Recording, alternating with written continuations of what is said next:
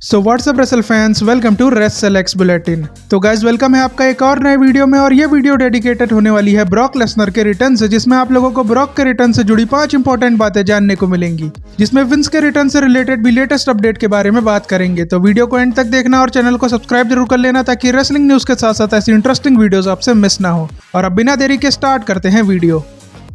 सबसे पहले बात करते हैं ब्रॉक लेसनर को WWE में आने के लिए कब क्लियरेंस मिला, जिससे रिलेटेड अपडेट डेव मेल्ट्जर ने शेयर की है, जिसके अकॉर्डिंग WWE के लॉयर्स ने ब्रॉक लेसनर को 4 हफ्ते पहले ही WWE में जाने के लिए क्लियर कर दिया था। जिसके बाद हम लोगों ने देखा भी था कि WWE ने उनकी शर्ट को फिर से बेचना स्टार्ट कर दिया, और साथ ही ब्रॉक लेसनर के समर स्लैम मैचेस को भी WWE ने अपने YouTube चैनल पर शेयर करना स्टार्ट कर दिया था, जिसकी वजह से फैंस को थोड़ा अंदाजा तो लग गया था कि ब्रॉक अपना रिटर्न करने वाले हैं। अगली इंपॉर्टेंट चीज है ब्रॉक लेसनर को WWE में लाने का मेन रीजन, जिसके बारे में ट्रिपल एच ने खुद ही फैंस को बताया कि जॉन सीना ने अपने ओपोनेंट्स की जो लिस्ट दी थी उसमें ब्रॉक लेसनर का भी नाम था, और जॉन सीना रिटायरमेंट टूर पर ब्रॉक के साथ आखिरी बार काम करना चाहते थे, जिसकी वजह से ट्रिपल एच ब्रॉक को कंपनी में लाने के लिए लगातार लॉयर्स से और TKO बोर्ड मेंबर से बातचीत कर रहे थे, और आखिरकार ट्रिपल एच ने TKO बोर्ड मेंबर्स को इसके लिए मना ही लिया, जिसके लिए ट्रिपल एच की जितनी तारीफ की जाए उतना कम है। अगली इंपॉर्टेंट चीज थी ब्रॉक लेसनर के रिटर्न को सीक्रेट रखना, जिसके लिए ट्रिपल एच ने सारी हदें पार कर दी, क्योंकि ट्रिपल एच ने ब्रॉक के रिटर्न को सीक्रेट रखने के लिए ब्रॉक से खुद कॉल पर डील सेट की थी, और इसके बारे में ना तो TKO बोर्ड मेंबर्स को पता था कि ब्रॉक समर स्लैम में ही अपना रिटर्न करेंगे, और ना ही WWE के राइटर्स के साथ ट्रिपल एच ने ब्रॉक के रिटर्न के बारे में डिस्कशन किया था। यानी कि ट्रिपल एच ने इस बार राइटर्स को भी अंधेरे में रखा था, और इसके बारे में राइटर्स को शक होना तब स्टार्ट हुआ था जब ट्रिपल एच ने समर स्लैम के बाद प्रेस कॉन्फ्रेंस को कैंसिल कर दिया था, क्योंकि तब जाकर राइटर्स को ऐसा लगा था कि बॉस ने कुछ स्पेशल प्लान किया है, और फिर एकदम लास्ट मोमेंट पर ब्रॉक को ट्रिपल एच ने एरिना में बुलवाया और सीधा उनका रिटर्न करा दिया, जिससे WWE का लॉकर रूम, ब्रूस प्रिचर्ड और WWE के राइटर्स सभी हैरान हो गए थे। इसके अलावा जॉन सीना को अचानक बेबी फेस बनाना ट्रिपल एच का ही आइडिया था, जिससे WWE के राइटर्स शॉक हो गए थे, क्योंकि कोई भी जॉन सीना के कैरेक्टर चेंज को करने के लिए एग्री नहीं था। बट ट्रिपल एच ने ब्रॉक के साथ जब डील फाइनल की तो उन्होंने जॉन सीना के साथ कैरेक्टर चेंज करने की भी बात की थी, और इन सब चीजों को करने के बाद ट्रिपल एच के पास सिर्फ एक ही स्मैकडाउन का शो बचा हुआ था। यानी कि ट्रिपल एच के पास सिर्फ एक ही मौका था सीना को बेबी फेस बनाने का, तभी अचानक से हम लोगों को स्मैकडाउन पर ही सीना का बेबी फेस वाला गिमिक देखने को मिला, जिसे पहले तो हर कोई जॉन सीना का गेम प्लान समझ रहा था, बट ब्रॉक के रिटर्न करने के बाद ये क्लियर हो गया है कि WWE हील ब्रॉक लेसनर और सुपर सीना की फ्यूड कराने वाली थी, इसीलिए जॉन सीना का हील कैरेक्टर को अचानक से ड्रॉप कर दिया गया।